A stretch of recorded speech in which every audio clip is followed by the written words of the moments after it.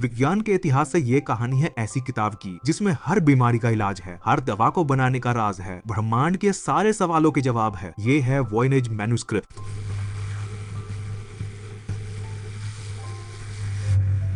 किसने लिखी है ये किताब, क्यों लिखी है ये किताब, किस भाषा में लिखी गई है ये किताब और क्यों इसके कोड को दुनिया के सबसे शक्तिशाली कंप्यूटर्स भी तोड़ नहीं पाए। 1912 फ्रस्काती इटली में एक Polish American bookseller Wilfrid Voynich Jesuit college में किताबें खरीदने जाते हैं। विल्फ्रेड वॉयनेज ये आदमी रेयर किताबों को खरीदने और बेचने का काम करता था। उस समय जेसुइट कॉलेज को पैसे की बहुत जरूरत थी, तो वो विल्फ्रेड वॉयनेज को अपने यहाँ से कुछ किताबें बेचने का मन बनाते हैं। जब वॉयनेज किताबों को छांट रहे थे तो उनकी नजर एक बिना कवर की भद्दी सी किताब पर पड़ती है जिसको बकरे के चमड़े से सीला हुआ था। जब वॉयनेज उस किताब को खोलते हैं तो उस किताब के अंदर सोलर सिस्टम से जुड़ी हुई drawings, astrological events, hybrid plants, ऐसे पेड़ पौधे जिनके ऊपर फलों के रूप में मानव शरीर के अंग लटक रहे थे और ऐसी ऐसी चीजें दर्शाई गई थी जिनका वास्तविकता से कोई भी लेना देना नहीं था। और ये किताब किस भाषा में लिखी थी ये भी समझ में नहीं आ रहा था। और ये बात मायने रखती है क्योंकि वॉयनेज 5 भाषाएं लिख सकते थे और 15 भाषाएं समझ सकते थे, क्योंकि ये आदमी रशिया के अच्छे घराने में पैदा हुआ था, दुनिया की टॉप 3 यूनिवर्सिटी से पढ़ा था, साइबेरिया की जेल में बंद रहा था और जेल तोड़कर लंदन भाग गया था। ये कोई मामूली आदमी नहीं था। और क्योंकि इस अजीबोगरीब किताब को खोजने का श्रेय इस आदमी को जाता है, इसीलिए इस किताब का नाम इस आदमी के नाम पर पड़ा, यानी वॉयनेज मैन्युस्क्रिप्ट। अब वॉयनेज ने इस किताब के कोड को तोड़ने के लिए अपनी पूरी जिंदगी लगा दी, क्योंकि वॉयनेज को ऐसा लगता था कि ये किताब मानव इतिहास की सबसे बेशकीमती चीज है। वॉयनेज पूरी दुनिया में घूम घूम कर एक्सपर्ट कोड ब्रेकर से जाकर मिलने लगे, लेकिन कोई भी इस किताब के कोड को नहीं तोड़ पाया। अपनी रिसर्च के आधार पर वॉयनेज इस नतीजे पर पहुंचे कि शायद ये किताब रॉजर बेकन ने लिखी हो। रॉजर बेकन आज के समय साइंटिफिक कम्युनिटी में इतिहास में सबसे ज्यादा रेस्पेक्टेड केमिस्ट में से एक है। यही है वो जिन्होंने यूरोप को पहली बार गन पाउडर का फॉर्मूला दिया था, लेकिन इनका भी जीवन परेशानियों से भरा पड़ा था। अब क्योंकि जिस जमाने में ये साइंस की प्रैक्टिस कर रहे थे, उस जमाने में साइंस की प्रैक्टिस को चर्च के रूल्स के खिलाफ माना जाता था, तो ये बहुत सारे लोगों की आंख का कांटा बने हुए थे। अब रॉजर बेकन की इन साइंटिफिक हरकतों को देखते हुए उन्हें जेल में डाल दिया जाता है, लेकिन क्योंकि चर्च में कुछ लोग रॉजर बेकन के फेवर में थे, तो इन्हें जेल में ही अपने एक्सपेरिमेंट कंडक्ट करने के लिए सुविधाएं मुहैया कराई जाती हैं। और ऐसा माना जाता है कि रॉजर बेकन ने जेल के अंदर ही सीक्रेट कोड के रूप में अपनी इस किताब को लिखा था। ये एक साइंटिफिक थ्योरी है, इसे अभी तक प्रूव नहीं किया गया है। अब ये बात तो बिल्कुल सही है कि वॉयनेज इस बुक से जुड़ा हुआ कोड नहीं तोड़ पाए थे, लेकिन उनके हाथ एक लेटर लगा था जो कि 1665 में एक फेमस डॉक्टर जॉन मैरिक मार्ची ने लिखा था, जिसमें ये मेंशन था कि उनके पास एक सीक्रेट बुक है जो कि कोडेड भाषा में लिखी है और वो इसके कोड को तोड़ने के लिए इसे अपने एक दोस्त एथेनासियस क्रीचर को दे रही है। मार्ची अपने लेटर में ये भी बताते हैं कि ये किताब एक जर्मन राजा के पास थी, जिन्होंने एक भारी भरकम कीमत देकर इस किताब को खरीदा था। और कमाल की बात ये थी कि इस लेटर में रॉजर बेकन को एज अ ऑथर मेंशन किया गया था। अब वॉयनेज के दिमाग में एक सवाल आता है कि आखिर कैसे ये किताब बेकन से जर्मन राजा तक पहुंची। तो वॉयनेज के हिसाब से इस किताब को बेकन से राजा तक पहुंचाने के लिए डॉक्टर डी ने अपनी भूमिका निभाई थी। डॉक्टर डी ये क्वीन एलिजाबेथ द फर्स्ट के कोर्ट के मेंबर थे, एक साइंटिस्ट थे और बहुत यंग एज से इनकी पहुंच रॉजर बेकन के द्वारा लिखी गई किताबों तक थी। अब डॉक्टर डी ने भी इस किताब को डिकोड करने की बहुत कोशिश करी, लेकिन वो फेल हो गए और उसके बाद डॉक्टर डी ने इस किताब को एक जर्मन राजा को बेच दिया। अब इस किताब के अंदर लिखे हुए राज तभी खुल सकते थे अगर कोई इस किताब को डिकोड कर पाए, और इसे डिकोड करने के लिए सबसे पहला काम जो करना था वो ये पता करना था कि आखिर ये किताब लिखी किसने है और लिखी क्यों है और किस भाषा में लिखी है और क्या उसने इन कोड को तोड़ने का कोई तरीका भी लिखा है। इसी चीज की खोज में ये किताब एक जगह से दूसरी जगह भटक रही थी। अब इस किताब के कोड को तोड़ने के लिए और लोगों ने भी अपने हाथ साफ किए थे, जिनमें से एक थे विलियम फ्रीडमैन, जिन्होंने वर्ल्ड वॉर 2 के दौरान जापानीज कोड पर्पल को तोड़ा था। इन्होंने अपने 30 साल लगा दिए, हाँ जी 30 साल लगा दिए इस किताब के कोड को तोड़ने में, और फाइनली इन्होंने ये कहा कि इसके कोड को तोड़ा नहीं जा सका। अब 1930 में वॉयनेज का देहांत हो जाता है और ये किताब उनकी पत्नी के पास चली जाती है, और 30 साल बाद उनकी पत्नी की मृत्यु के बाद ये किताब ये लाइब्रेरी में चली जाती है, जहां आज भी ये किताब ऐसी की ऐसी ही रखी है। अब जैसे ही इंटरनेट का चलन बढ़ा, ये लाइब्रेरी ने इस किताब के पेजों को स्कैन करके इंटरनेट पे पब्लिश करना शुरू कर दिया और इस किताब के चर्चे पूरी दुनिया में आग की तरह फैल गए। करोड़ों लोग इस किताब के कोड को तोड़ने की कोशिश करने लगे और फिर 2009 में यूनिवर्सिटी ऑफ एरिजोना से एक जबरदस्त खबर आई। अब वैज्ञानिकों ने ये डिसाइड करा कि वो इस किताब की रेडियो कार्बन डेटिंग करेंगे और पता लगाएंगे कि आखिर ये किताब कितनी पुरानी है और ये किस जमाने की है, और उसके हिसाब से अंदाजा लगाया जाएगा कि उस जमाने में कौन कौन ऐसे लोग थे जो इस तरह की साइंटिफिक रिसर्च कर रहे थे, ताकि इस चीज के पास पहुंचा जा सके कि आखिर इस किताब को किसने लिखा होगा। अब रेडियो कार्बन डेटिंग के जो रिजल्ट आए उन्होंने सबको चौंका दिया, क्योंकि ये किताब 13वीं शताब्दी की थी ही नहीं, बल्कि ये किताब 15वीं शताब्दी की निकली। यानी ये किताब रॉजर बेकन के द्वारा नहीं लिखी गई थी। इसका मतलब ये हुआ कि जितनी भी थ्योरीज रॉजर बेकन को लेकर बनाई गई सब पर विराम लग गया और घूम फिर कर सभी लोग वहीं आ गए कि आखिर इस किताब को लिखा किसने है। लेकिन ये एक अच्छी खबर थी, क्योंकि अब वैज्ञानिकों को पहला जवाब मिल गया था कि ये किताब 15वीं शताब्दी में लिखी गई है। तो अब इस किताब पर रिसर्च तेज हो गई। अब वैज्ञानिकों का शक घूम कर जाता है महान वैज्ञानिक लियोनार्डो दा विंची की तरफ। क्या ये किताब लियोनार्डो दा विंची ने तो नहीं लिखी थी? एक इंडिपेंडेंट रिसर्चर डॉक्टर शेरवुड ने ये दावा किया कि ये किताब किसी और ने नहीं बल्कि लियोनार्डो दा विंची ने ही लिखी है, क्योंकि जिस समय की ये किताब है उस समय लियोनार्डो दा विंची से बड़ा वैज्ञानिक कोई था ही नहीं। आप अगर चाहे तो इंटरनेट पर जाकर एडिथ शेरवुड के द्वारा वॉयनेज मैन्युस्क्रिप्ट पर लिखा गया रिसर्च पेपर पढ़ सकते हैं। इस रिसर्च पेपर में उन्होंने ये एविडेंस दिखाए हैं कि क्यों उन्होंने इस किताब को लियोनार्डो दा विंची से जोड़ा था। अब जिस जमाने की ये किताब थी उस जमाने में बिना किसी इंस्ट्रूमेंट के परफेक्ट सर्कल बहुत कम लोग बना सकते थे, जिनमें से लियोनार्डो दा विंची एक थे। इस किताब के एक पेज पर ऐसा ही एक सर्कल बना हुआ था जिसमें कुछ औरतें बर्थिंग टब के अंदर बैठी थी। ये सारी औरतें प्रेग्नेंट थी, लेकिन एक औरत प्रेग्नेंट नहीं थी बल्कि उसके हाथ में एक बच्चा था और इस औरत के हाथ में एक सितारा भी था। डॉक्टर शेरवुड के हिसाब से ये एक बर्थ रिकॉर्ड था। इस कागज पर एरीज की फोटो अप्रैल महीने को दर्शा रही थी और जिस औरत के हाथ में बच्चा था वो एग्जैक्टली हमारी घड़ियों के हिसाब से 10 बजे वाली पोजीशन पर बैठी थी। यानी उस औरत की पोजीशन ठीक बिल्कुल वही थी जो घड़ी में 10 बजे सुनियों की होती है। और कमाल की बात ये है कि लियोनार्डो दा विंची 15 अप्रैल को 10 बजे के आसपास ही पैदा हुए थे। अब क्या ये कोइंसिडेंस है? इस दावे को सपोर्ट करने वाली एक और बात थी। लियोनार्डो दा विंची अपनी सारी किताबें कोड भाषा में लिखते थे और ये किताब भी एक ऐसी कोडेड लैंग्वेज में लिखी थी जिसको तोड़ना असंभव था। अब 2016 में कैनेडियन यूनिवर्सिटी के प्रोफेसर ग्रेग कॉन्ड्रैक्ट की गाइडेंस में आर्टिफिशियल इंटेलिजेंस की मदद से वॉयनेज मैन्युस्क्रिप्ट के कोड को तोड़ने की कोशिश की गई। अब इस रिसर्च का मकसद एक ऐसा कंप्यूटर बनाना था जिसे मानव इतिहास में लिखी गई कोई भी चीज अगर दी जाए तो वो उसको पढ़ भी पाएगा और उसका अर्थ भी बता पाएगा। प्रोफेसर कॉन्ड्रैक्ट ने कंप्यूटर के डाटाबेस में कई सौ मैन्युस्क्रिप्ट से लैंग्वेज को उठाकर कंप्यूटर में डाल दिया ताकि कंप्यूटर इस डाटाबेस से वॉयनेज मैन्युस्क्रिप्ट की भाषा को कंपेयर करके उसका कोई अर्थ निकाल सके। और क्योंकि ये कंप्यूटर मानव दिमाग से ये काम बहुत तेजी से कर सकता है, तो यहाँ से वैज्ञानिकों को एक उम्मीद जगी कि शायद अब इस किताब के कोड को तोड़ा जा सकता है। और आखिर फिर वो दिन आ ही गया जब कंप्यूटर ने कई हफ्तों की कैलकुलेशन करने के बाद, हाँ जी, कंप्यूटर को कई हफ्ते लगे इस रिजल्ट को देने में, फाइनली कंप्यूटर ने आंसर दिया। और कंप्यूटर ने ये कहा कि ये किताब हिब्रू में लिखी गई थी। और ये किताब हिब्रू में लिखी ही नहीं गई थी बल्कि ये एक अल्फाग्राम थी। अल्फाग्राम का अर्थ होता है जिसमें हम शब्दों को जंबल वर्ड्स की फॉर्म में लिखते हैं, जैसे कैट को अगर एक्ट लिखा जाए। लेकिन कमाल की बात ये है कि एक्ट का भी एक अल्फाग्राम होता है। तो ये बहुत कंफ्यूजिंग था। अब देखिए इसको डिकोड करने में क्या मुसीबत थी। मान लेते हैं कि आपने एक वर्ड का अर्थ निकाला, अब आपने दूसरे वर्ड का अर्थ निकाला। अब अगर ये दोनों वर्ड एक साथ फिट नहीं बैठ रहे तो आपको ये फिगर आउट करना पड़ेगा कि पहला वर्ड सही था या दूसरा वर्ड सही है। अगर पहला वर्ड सही है तो दूसरे को दोबारा फिगर आउट करो, और अगर दूसरा सही है तो पहले को दोबारा फिगर आउट करो। और इस तरीके से अब तक आपने जितने भी वर्ड फिगर आउट किए हैं उन सारे वर्ड्स को दोबारा मैच करो, और अगर उनमें से एक भी वर्ड गड़बड़ा जाता है तो पूरे सीक्वेंस को दोबारा करो। अब ये सारी जानकारी देने के बाद कंप्यूटर ने अपने हाथ खड़े कर दिए, भैया मेरे बस की नहीं है इस किताब को डिकोड करना, किसी और को ढूंढो। अब 2017 में एक जर्मन इजिप्शियन एथोलॉजिस्ट ने 3 साल इस किताब पर रिसर्च करी और 2020 में अपना रिसर्च पेपर पब्लिश किया, और उन्होंने इस किताब के बहुत सारे पैराग्राफ्स को डिकोड कर लिया। और उनके हिसाब से ये किताब एक प्रोफेसी बताने वाली किताब थी। प्रोफेसी का अर्थ होता है भविष्य में क्या होने वाला है, यानी कि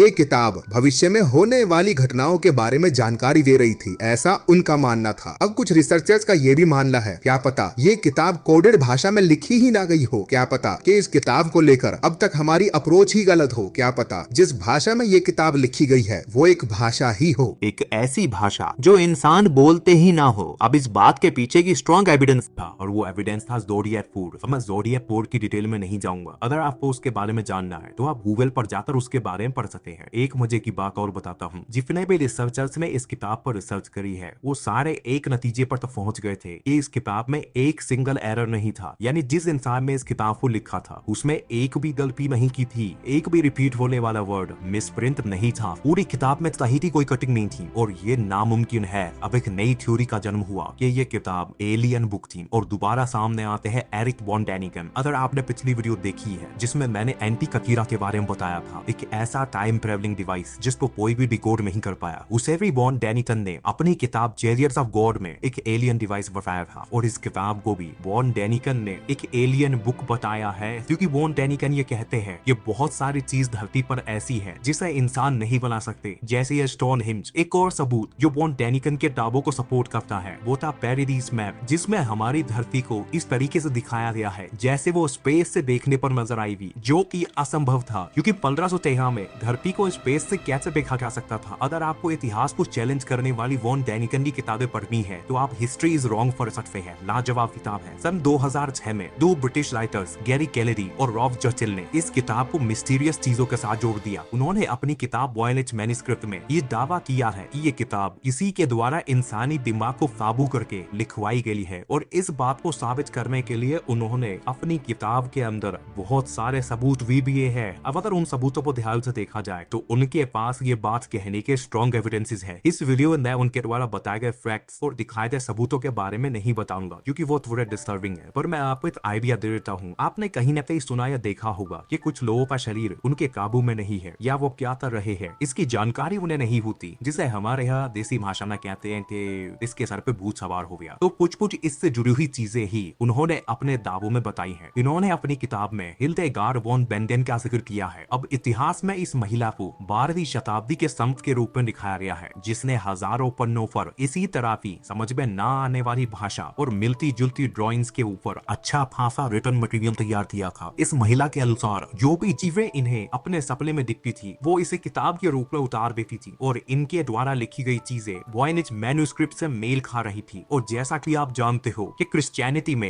एक्सोर्सिज्म पे यकीन किया जाता है। अब यहाँ पर एक चीज बतानी जरूरी है, ऐसा नहीं है कि सभी लोग इस किताब पर यकीन करते थे। कुछ ऐसे भी थे जो ये मानते थे कि किसी पादम में इस किताब को बस ऐसे ही लिख दिया है जिसका पूरी सेंस नहीं है। क्योंकि सन 2006 में एक ऑस्ट्रियन रिसर्चर ने इस किताब के ऊपर एक कंप्यूटर एनालिसिस किया और उनके कंप्यूटर एनालिसिस में ये बात निकलकर सामने आई कि इस किताब में एंडलेस मीनिंगलेस कोड लिखे हुए हैं जिनका कुछ भी मतलब नहीं है और ये इस किताब की सबसे आसान एक्सप्लेनेशन थी। इसे देख के आंख बंद कर लो कि ये कुछ है ही नहीं, लेकिन ऐसा नहीं है। इस किताब में कुछ भी ऐसा नहीं था जो समझ में ना आ रहा हो। इसमें बहुत सारी चीजें ऐसी थी जिनकी पिक्चर से ये रिलेट किया जा सकता है। ये किताब वाकई में ही कुछ और थी, यानी कुछ ऐसा जिसे समझने के लिए अभी हम तैयार ही नहीं थे। इसके बाद एक और थ्योरी का जन्म हुआ और वो ये कि ये किताब विल्फ्रेड वॉयलेज में ही लिखी थी। अब वैसे इस पर यकीन करना मुश्किल है क्योंकि रेडियो कार्बन डेटिंग से ये पता लगा था कि ये किताब 15वीं शताब्दी के आसपास रही होगी। तो रिसर्चर्स ने ये माना कि विल्फ्रेड वॉयलेज में 15वीं शताब्दी की बकरों की खाल कहीं से इकट्ठा करें और इस किताब का निर्माण किया ताकि वो इसे बेचकर दुनिया भर का पैसा कमा सके। लेकिन क्योंकि ये किताब किसी को भी समझ में नहीं आ रही थी तो इसकी खरीदार भी उन्हें नहीं मिले और इस दावे को सपोर्ट करने के लिए उन्होंने ये कहा कि विल्फ्रेड वॉयलेज से पहले इस किताब का